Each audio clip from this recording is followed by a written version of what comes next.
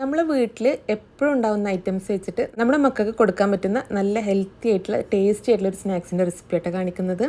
ഈ ഒരു സ്നാക്കിന് വേണ്ടിയിട്ട് ഇതാ 1 കപ്പ് ചെറുപയർ ഞാൻ എടുത്തിട്ടുണ്ട്. ഈ ഒരു ചെറുപയർ 1 മണിക്കൂർ കുതിർത്തെടുത്തിട്ടുള്ളതാണ് കേട്ടോ. അപ്പോൾ നന്നായിട്ട് കഴുകി എടുത്തിട്ടുള്ളതാണ്. ഇതിന് നമുക്കൊരു കുക്കറിലേക്ക് ഇട്ട് കൊടുക്കാം. അപ്പോൾ ഇതിലേക്ക് ഇനി 1 കപ്പ് വെള്ളം കൂടെ ഒഴിച്ചു കൊടുക്കുകയാണ്. 1 കപ്പ് ചെറുപയറിന് 1 കപ്പ് വെള്ളമായിട്ട് ഒഴിച്ചു കൊടുക്കുന്നത്. ഒരല്പം ഉപ്പും കൂടെ ചേർത്ത് കൊടുത്തിട്ട് ഈ ഒരു ചെറുപയർ ഒന്ന് വേവിച്ചെടുക്കാം. ഈ ചെറുപയർ ഒരുപാട് വെന്തുടഞ്ഞ് പോകരുത്, നമുക്കൊരു പാകത്ത് വേവായിട്ടാണ് കിട്ടേണ്ടത്.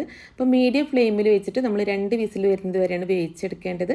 പിന്നെ ഇതിലേക്ക് വേണ്ടിയിട്ട് ഒരു 2 പീസ് ശർക്കര ഒന്ന് ഉരുക്കിയെടുക്കണം. അപ്പോൾ അതിന് വേണ്ടിയിട്ട് ഒരു പാനിലേക്ക് 2 പീസ് ശർക്കര ഇട്ട് കൊടുക്കുകയാണ്. അതിലേക്ക് ഒരു 1/2 ഗ്ലാസ് വെള്ളം കൂടെ ഒഴിച്ചു കൊടുത്തിട്ട് ശർക്കരപ്പാനി റെഡിയാക്കി എടുക്കാം. പിന്നെ ഈ ഒരു സ്നാക്കിലേക്ക് നമുക്ക് മെയിനായിട്ട് വേണ്ടത് പഴമാണ്. പഴം ഞാനത് ഒരു 5 പീസ് പഴം എടുത്തിട്ടുണ്ട്. ഏകദേശം 1 കിലോ പഴമായിട്ട് ഞാൻ എടുത്തിട്ടുള്ളത്. അപ്പോൾ പഴം എടുക്കുന്ന സമയത്ത് നമ്മൾ ഒരുപാട് പഴുത്ത പഴം എടുക്കരുത്, ഒരു മീഡിയം പഴുത്ത പഴമായിട്ട് നമുക്ക് ഈ ഒരു സ്നാക്കിന് വേണ്ടത്.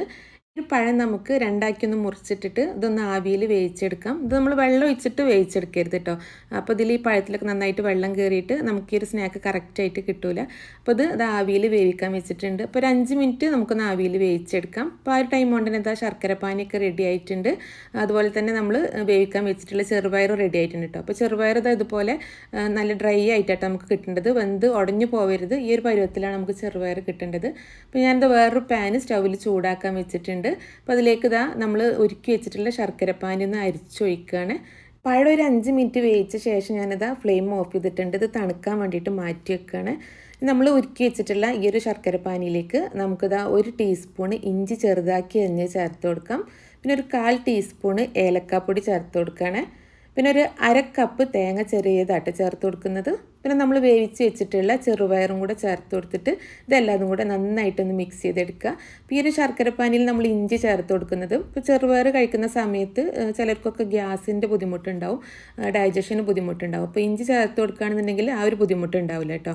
അപ്പോൾ നമ്മൾ ഇതെല്ലാതും കൂടെ നന്നായിട്ട് മിക്സ് ചെയ്തെടുക്കാം. ഈ ഒരു ശർക്കരപ്പാനിയൊക്കെ നന്നായിട്ട് വറ്റിയിട്ട് ഈ ചെറുപയറിൽ നന്നായിട്ടൊന്ന് പിടിച്ച് വരണം കേട്ടോ. എന്നാലേ ഈ ചെറുപയർ കഴിക്കാൻ നല്ല ടേസ്റ്റ് ഉണ്ടാവുള്ളൂ. ശർക്കരപ്പാനിയൊക്കെ നന്നായിട്ട് വറ്റിയിട്ട് ചെറുപയറിലൊക്കെ നന്നായിട്ട് പിടിച്ചിട്ടുണ്ട്. അപ്പോൾ ഇതുപോലെ നല്ല ഡ്രൈ ആയി കിട്ടണം കേട്ടോ. പിന്നെ നമുക്ക് ഫ്ലെയിം ഓഫ് ചെയ്യാം. അപ്പോൾ നമ്മൾ നേരത്തെ തണുക്കാൻ വേണ്ടി മാറ്റി വെച്ചിട്ടുള്ള പഴം നമുക്കൊന്ന് തൊലി കളഞ്ഞെടുക്കാം. അതിന് ശേഷം ഈ ഒരു പഴം നമുക്ക് രണ്ടായിട്ടൊന്ന് മുറിക്കാം. എന്നിട്ട് അതിനകത്തുള്ള ആ കറുത്ത നാരുണ്ടല്ലോ അതൊന്ന് എടുത്ത് ഒഴിവാക്കാം കേട്ടോ. അപ്പോൾ മൊത്തം പഴം ഞാനിതുപോലെ തന്നെ നാരൊക്കെ എടുത്ത് ഒഴിവാക്കിയിട്ടുണ്ട്, ഒരു ബൗളിലേക്ക് ഇട്ടിട്ടുണ്ട്. ഇനി പഴം നന്നായിട്ടൊന്ന് ഉടച്ചെടുക്കണം. നമ്മൾ മിക്സിയിൽ അരച്ചെടുക്കല്ല, നമ്മൾ ഇഞ്ചിയും വെളുത്തുള്ളിയൊക്കെ ചതക്കണ ആ ഒരു ഇത് വെച്ചിട്ട് നന്നായിട്ട് ഉടച്ച് നല്ല പേസ്റ്റ് ആക്കി എടുക്കുക കേട്ടോ.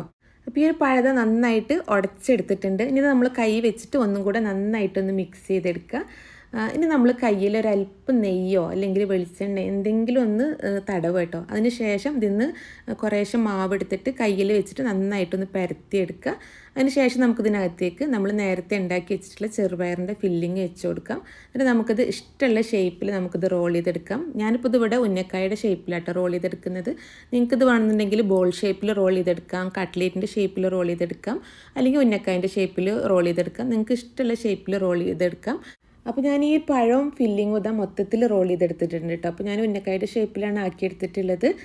ഇനി ഇതാ കുറച്ച് സേമിയ വറുത്തത് എടുത്തിട്ടുണ്ട് ഒരു പ്ലേറ്റിൽ. അപ്പോൾ നമ്മൾ റോൾ ചെയ്തെടുത്തിട്ടുള്ള ഈ ഒരു ഉന്നക്കായ ഈ ഒരു സേമിയയിൽ നന്നായിട്ടൊന്ന് കോട്ട് ചെയ്തെടുക്കുക കേട്ടോ. നമ്മൾ കൈ വെച്ചിട്ട് നന്നായിട്ടൊന്ന് പ്രസ് ചെയ്ത് കൊടുക്കുക.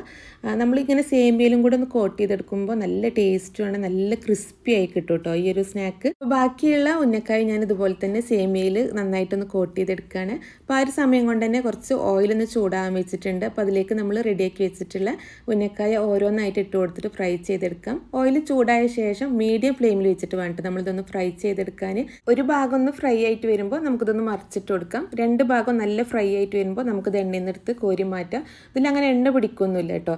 നമ്മൾ സാധാരണ ഉന്നക്കായി ഫ്രൈ ചെയ്തെടുക്കുന്ന പോലെ തന്നെയാണ്. മീഡിയം ഫ്ലെയിമിൽ വെച്ചിട്ട് ഫ്രൈ ചെയ്തെടുക്കുകയാണെന്നുണ്ടെങ്കിൽ ഇതിൽ എണ്ണ പിടിക്കൊന്നുമില്ല. നല്ല ക്രിസ്പി ആയിട്ടാണ് കേട്ടോ നമ്മളിതിൽ സേമിയ ചേർത്ത് കൊടുത്തുകൊണ്ട് കിട്ടുന്നത്. ഇതിൻ്റെ പുറം ഭാഗം നല്ല ക്രിസ്പി ആക്കാനും ഉൾഭാഗം ആ ഒരു ചെറുപയറിൻ്റെ ഫില്ലിങ് വന്നിട്ട് നല്ല ടേസ്റ്റാണ് ഇത് കഴിക്കാൻ. ഇപ്പോൾ ഫ്രൈ ചെയ്ത് കഴിക്കാൻ താല്പര്യം ഇല്ലാത്തവർക്ക് നമ്മൾ ഈ ഒരു സേമിയ കോട്ട് ചെയ്തിട്ടുള്ള ഭാഗം ഒഴിവാക്കാം കേട്ടോ. കാരണം നമ്മൾ പഴമൊക്കെ ഓൾറെഡി വേവിച്ചതാണ്, ചെറുപയറും വേവിച്ചതാണ്. അപ്പോൾ ഫ്രൈ ചെയ്ത് കഴിക്കാൻ താല്പര്യം ഇല്ലാത്തവർക്ക് അങ്ങനെ കഴിക്കാവുന്നതാണ്. നമ്മൾ കുട്ടികൾക്കൊക്കെ സ്കൂൾ വിട്ട് വരുന്ന സമയത്ത് വൈകുന്നേരം ഉണ്ടാക്കി കൊടുക്കാൻ പറ്റിയിട്ടുള്ള നല്ല ടേസ്റ്റി ആയിട്ടുള്ള ഒരു സ്നാക്ക് തന്നെ കേട്ടത്. ചെറുപയറൊക്കെ കഴിക്കാൻ മടിയുള്ള കുട്ടികൾക്കൊക്കെ ഇതുപോലെ ഉണ്ടാക്കി കൊടുക്കാം. നല്ല ടേസ്റ്റാണ്. പഴത്തിൻ്റെ ഉള്ളിൽ ഇങ്ങനെ ചെറുപയറിൻ്റെ ഫില്ലിങ് വരുമ്പോൾ കഴിക്കാൻ.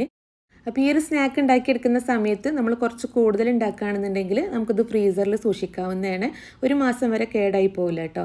പിന്നെ നമുക്കത് ആവശ്യമുള്ള സമയത്ത് എടുത്ത് ഫ്രൈ ചെയ്തെടുക്കാവുന്നേ ഉള്ളൂ. അപ്പോൾ ഈ ഒരു സ്നാക്സ് ട്രൈ ചെയ്ത് നോക്കിയിട്ട് ഫീഡ്ബാക്ക് അറിയിക്കാൻ മറക്കരുത്. അപ്പോൾ ഇൻഷാ അല്ലാഹ് അടുത്ത നല്ല റെസിപ്പി ആയിട്ട് കാണാം.